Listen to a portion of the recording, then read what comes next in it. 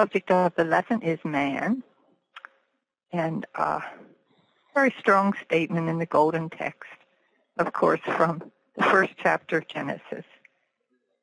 And this is what we concentrate on the entire lesson. God created man in his own image. In the image of God created he him. Male and female created he them. And then the lesson tells us what that means from all different angles. In the responsive reading, joy is mentioned in the very first citation. Blessed is the people that know the joyful sound. They shall walk, O Lord, in the light of thy countenance. And I took that in as, blessed are the people that know they are spiritual, for there is all the joy in the world. 16. In thy name shall they rejoice all the day, and in thy righteousness shall they be exalted. And that verse just threw out personal sense, because I feel that it's in thy righteousness, not in any personal sense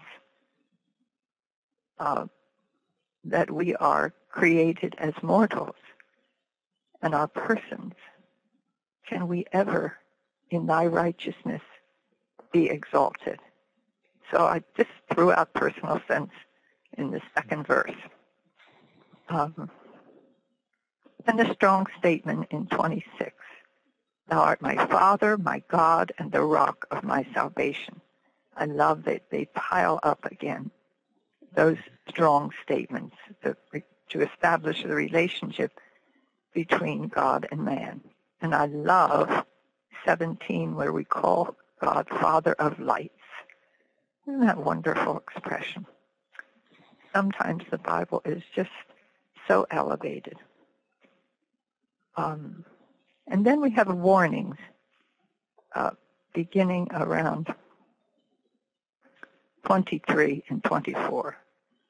If any be a hearer of the word and not a doer, he is like unto a man beholding his natural face in a glass.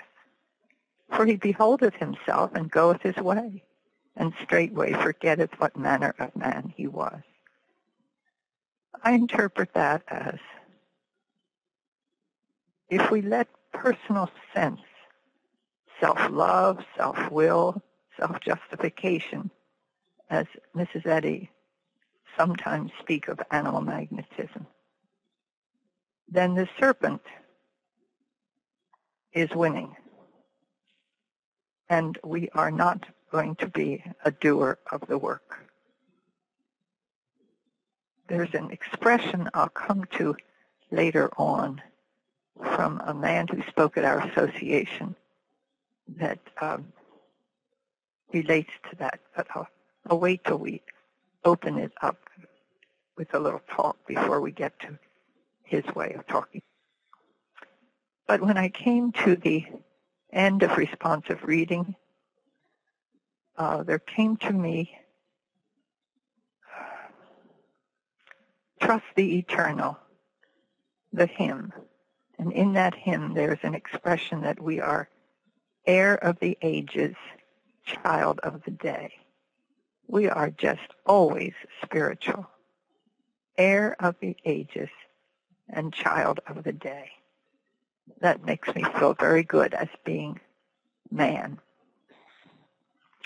Okay, this section 1.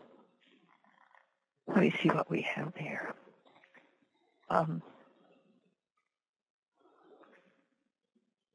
Let all the nations be gathered together, and let the people be assembled. I have a great sense of the spirituality, unity among ideas is based on our spiritual nature. So when it says, let all the nations be gathered together and let the people be assembled, ye are my witnesses.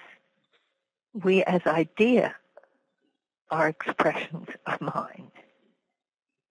And we are as one though our individual spirituality is maintained when we are assembled to praise God. So unity is terribly important. I was very interested in the Science and Health Section 1 to revisit Mrs. Eddy's question and answer, what is man? And I just didn't remember that she starts out with what man is not. Man is not matter. He is not made up of brain, blood, bones, and other material elements. And then she goes to the scriptures to see who man really is. I think that's very important as giving an answer, to just clear the thought before we try to mix matter and spirit, because we haven't cleared our thought. And she does it right away. Very, very fine writing.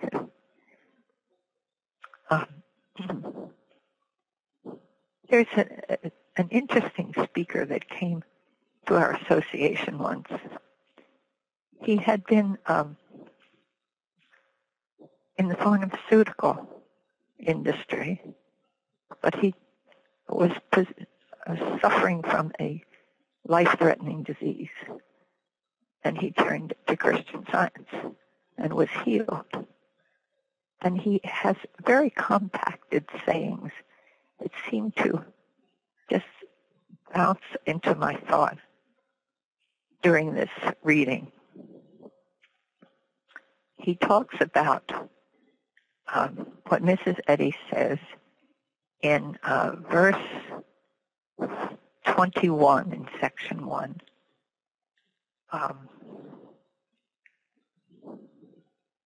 Yes, verse 21. In furthering the definition of man, she says, that which possesses no life, intelligence, nor creative power of his own, but reflects spiritually all that belongs to his maker. And he had this expression before he talked about our relationship with God. He said, reflection has no ability, so it can have no disability. It all goes back to God. And another time he said, God is the speaker and we are the speech. God is the singer and we are the song. I have often turned to those things, and it came to my thought very strongly during this lesson.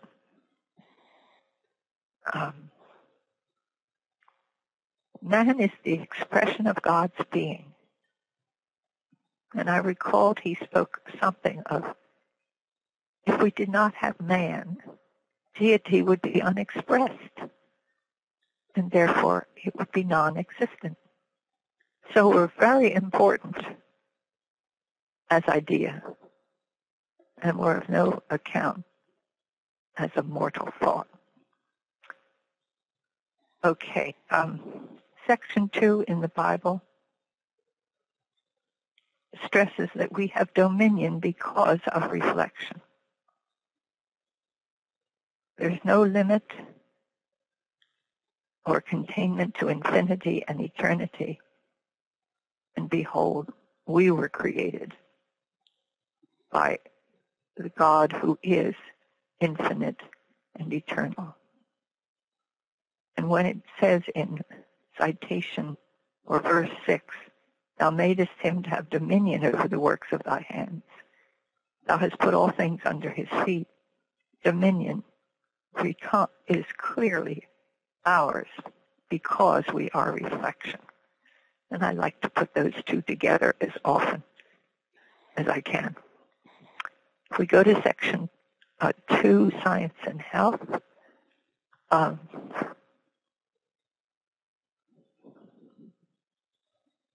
let's see. What came to my thought there is her use of the word boundless basis. God expresses in man the infinite idea, forever developing itself, broadening and rising higher and higher from a boundless basis. And I was thinking of the problems in the world today, and this as an answer to those problems. The problem of unemployment, that we have only one talent, and if that's not needed, then we are nothing. We are unemployed. But that's not true. Also, I remember a statement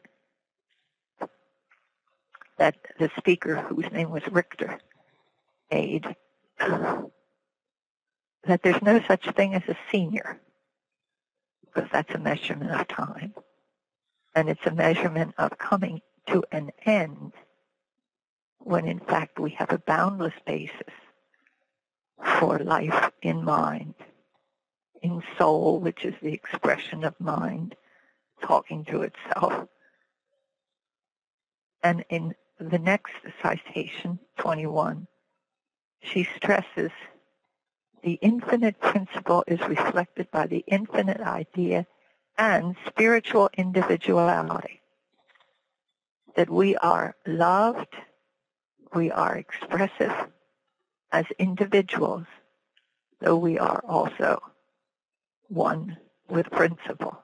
I think that's important that we know that we are loved as individual ideas, though it's important that we also recognize that we are all unified together, one in Christ. The Sentinel, this week I think it is, has worthy, needed, loved as its title. And there are some wonderful, wonderful ideas brought forth there of this individual, the spiritual individuality which we find in the lesson, and so important to hold to. Okay, it came to me also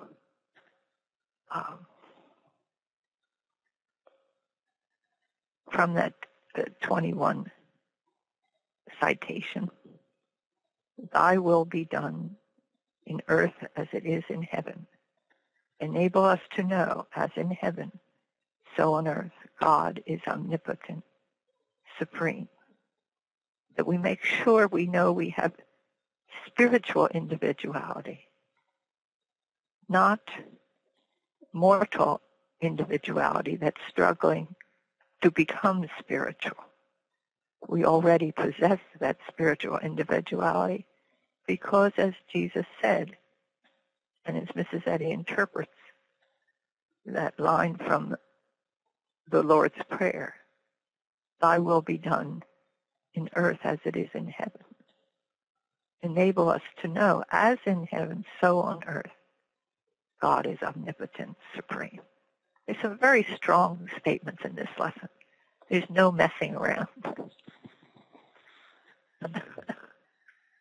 Section 3. That as an idea, we are never, ever forsaken. There's the expression in Psalms, forsake not the works of thine own hands. Well, as idea, as spiritual, we are never forsaken.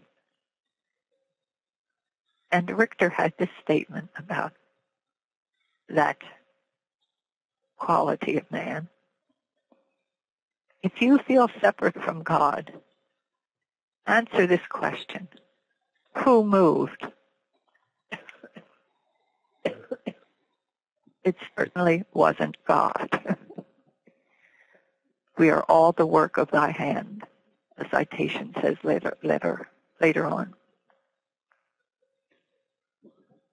Then in section 3 we're on now, Psalms 17:15. I will behold thy face in righteousness. I shall be satisfied when I awake with thy likeness. And that brought to me the idea of satisfied that's in one of Mrs. Eddy's hymns. I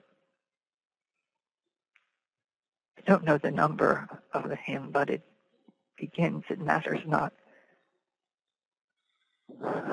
Matters not what be thy lot, so loved of God. And in the third verse, the centuries break, the earthbound wake, God's glorified, who doth his will, his likeness still is satisfied. And there's a great sense abroad in this material world that satisfaction is instant gratification. And that's what we strive for. More gratification when the serpent is working and has gotten into consciousness. But it is thrown out when we recognize our spiritual life, our spiritual identity, and with that comes real satisfaction that is pure and that endures. And I think that was an important word in that lesson. Okay, section 3. God is the speaker. We are the speech. God is the singer. Man is the song. Came to me. And the word perfect is very important. When we learn in science how to be perfect, even as your Father in heaven is perfect, thought is turned into new and healthy channels. The root of perfect, and I may have spoken about this before, but it's one of my favorite derivation words. Perfect means to be complete, to make whole, to perfect something, to make whole. And when you take it apart, the per gives the idea of going all the way to the absolute end of the knowledge, of the spirituality, that there's nothing beyond it. It has been completed. And that's what we're told to be completely, be perfect in spirituality. And the FECT comes from the word to make or do. Very basic and important word of action. Okay, let's see. I found in this section 3 encouragement from Mrs. Eddy in our efforts to see ourselves as spiritual. And then she gives directions. She talks about the divine demand be therefore perfect is scientific, and the human footsteps leading to perfection are indispensable. And then she tells what individuals should do. God requires perfection, but not until the battle between spirit and flesh is fought and the victory won. When we wait patiently on God and seek truth righteously, he directs our path. Imperfect mortals grasp the ultimate of spiritual perfection slowly. But then she's so kind when she says, but to begin aright and to continue the strife of demonstrating the great problem of being is doing much. There's just such love for mankind in what she says about our procedure to see ourselves as spiritual. And she was a very strong giver of rules and directions, but there was always love dominating it, woven through it. And then she does a wonderful job in this same section of piling up what we should do. We should pray fervently for growth in grace. We should express patience, meekness, love, and good deeds, making a list. Love God, longing to be better, striving, daily watchfulness. So she says, it may take a struggle, But then she gives you the understanding, the love that says, with this kind of attitude, you will succeed. It's wonderful. It's the two sides of Mrs. Eddy that I always think of. The tough lady, the loving lady. But I shouldn't think about her person so much. We should, in our striving, however she makes clear, recognize we are already spiritual and are learning to express our true nature in daily watchfulness, charitableness, brotherliness, and forgiveness, as she tells us in the tenets. Okay, section 4. There is a spirit in man, and the inspiration of the Almighty giveth them understanding. That is, again, so reassuring to me. We're not out there working alone to try to see ourselves as one with God. But there is a spirit in man, and it is the inspiration, excuse me, of the Almighty to express ourselves spiritually. And then in section 4 also, line 93 from Psalms, is that word quickeneth me. I will never forget thy precepts, for with them thou hast quickened me. And of course, to quicken is to be born. But in science, it is the understanding that spirit is the basis of our life. And when Jesus says to be reborn of spirit, that is the quickening, to recognize our individual spirituality. Let's see.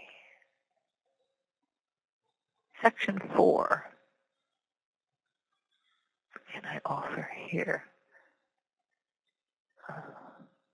Well, this is where I felt clearly that there is no such a thing as a senior, Mr. Richter had said, because Ms. Eddy makes clear in this section the results of the science. It enhances our endurance and mental powers. It enlarges perception of character. It gives acuteness and comprehensiveness, an ability to exceed our ordinary capacity. She's saying it in third person. I'm saying it in first person. The latent abilities and possibilities of man we come to know. So there is no reason to accept old age or depression. The August Journal, page 27, has an article on Elijah, who felt as a failure, was not feeling his latent abilities. He felt he had failed, and he went through that experience of the cave, of the wind, and the upheaval of nature. But God was not in the wind, not in the earthquake, but in a still small voice. And that's what we have to listen to.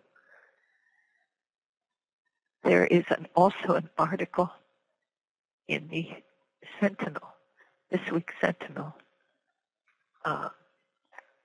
this wonderful one that is titled Worthy, Needed, Loved.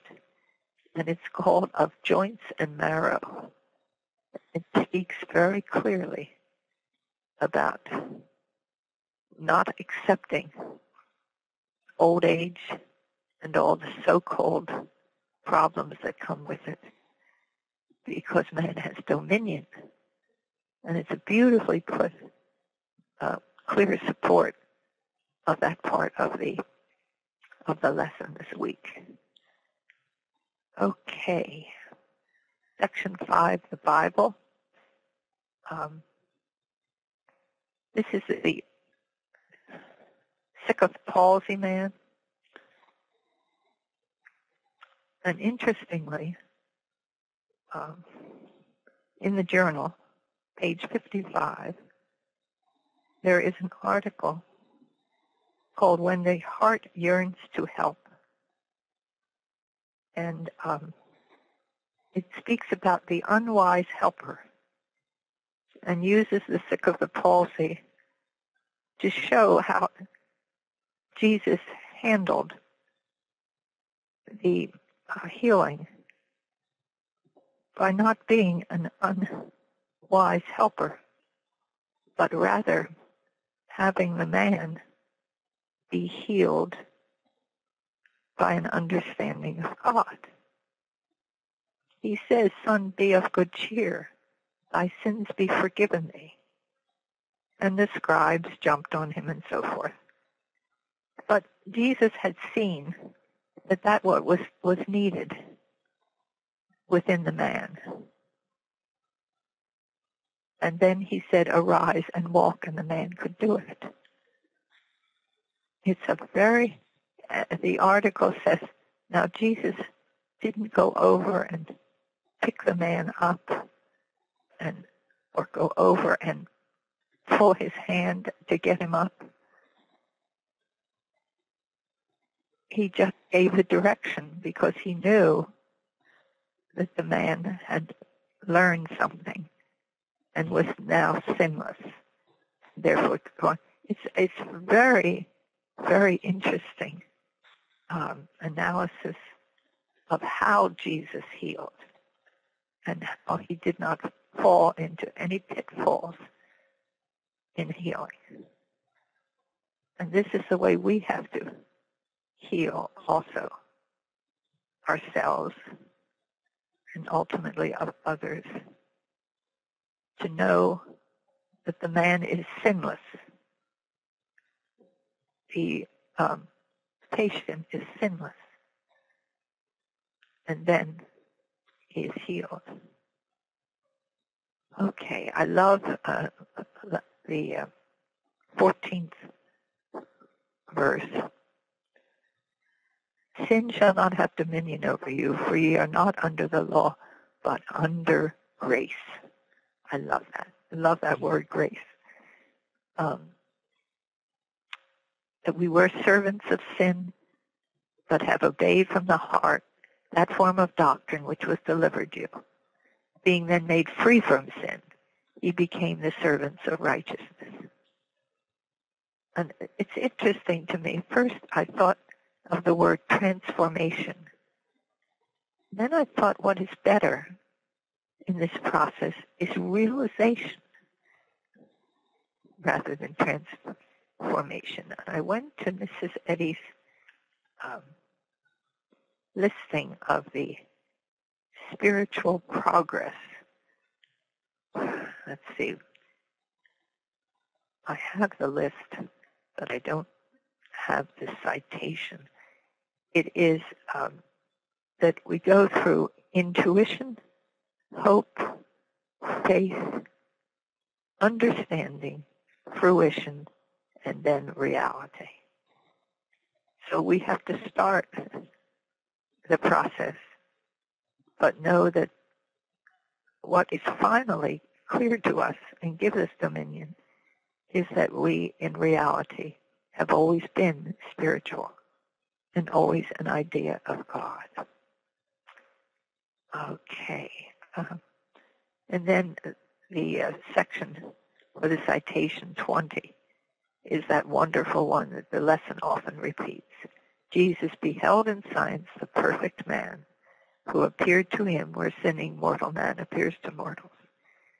And this is, of course, the basis of healing, the foundation of prayer, and the way we see man. Section 6, there's a great sense of putting off sackcloth, girded me with gladness.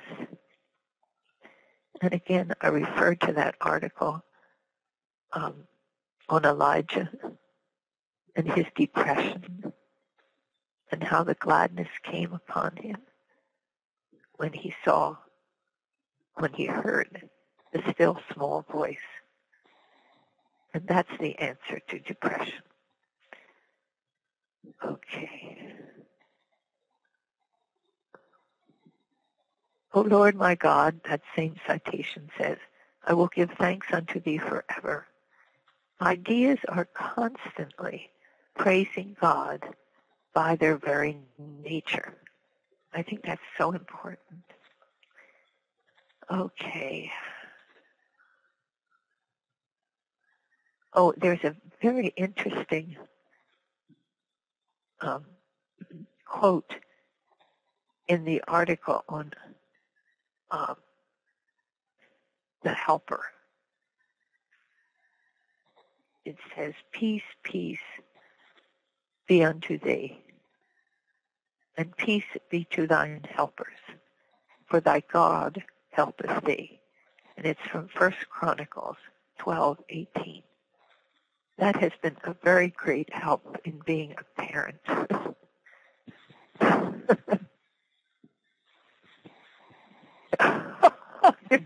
And get them through Sunday school behaving themselves. Was a real challenge to know that God helpeth thee, and he is the real helper, and recognize that, and progress is made. Let's see.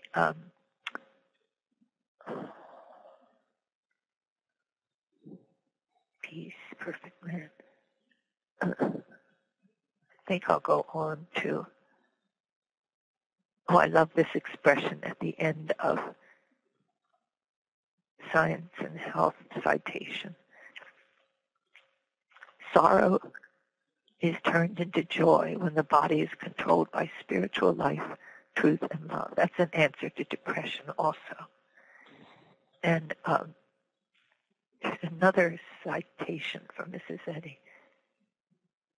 Sorrow is not the master of joy.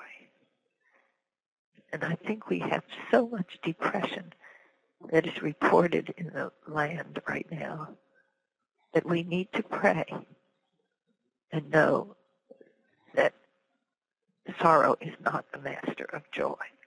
Joy is a quality, an expression that we have as spiritual ideas.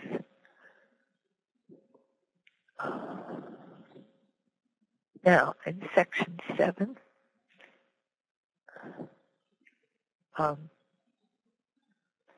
let's see.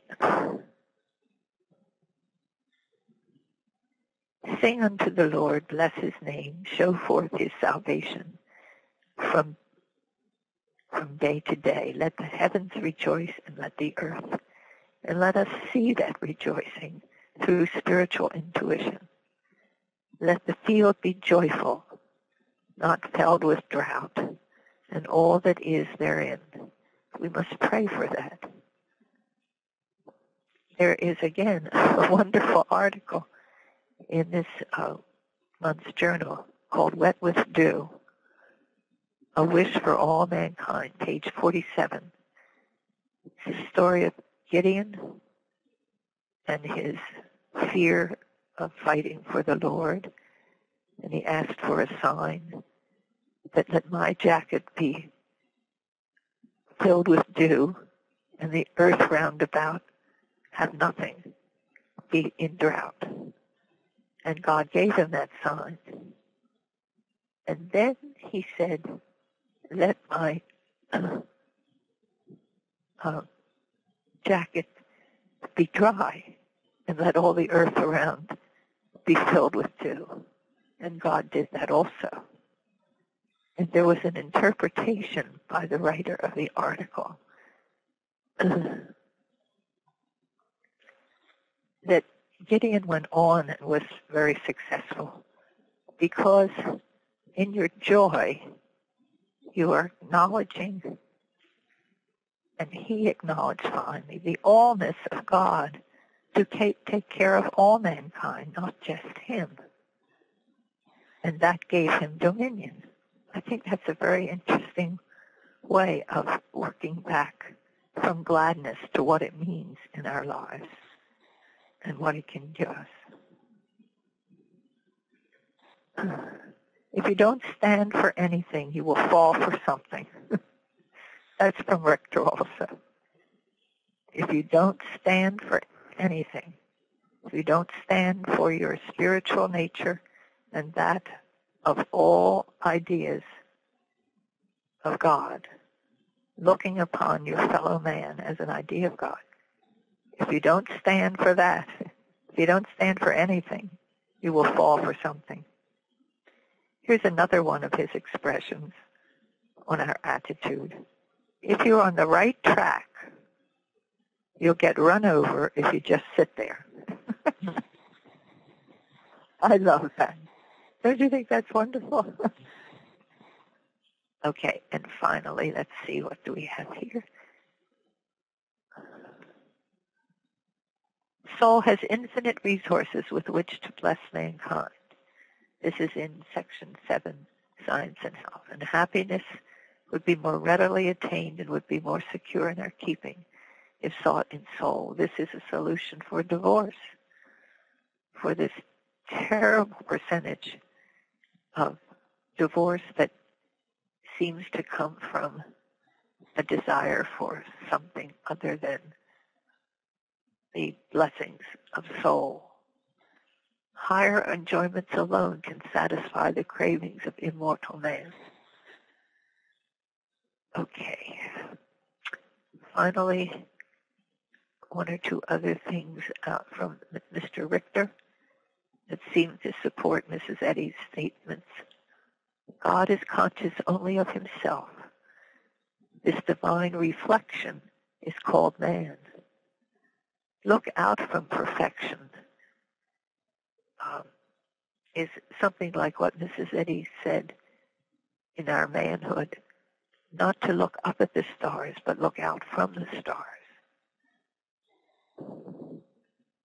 And again, I think I've given you that expression.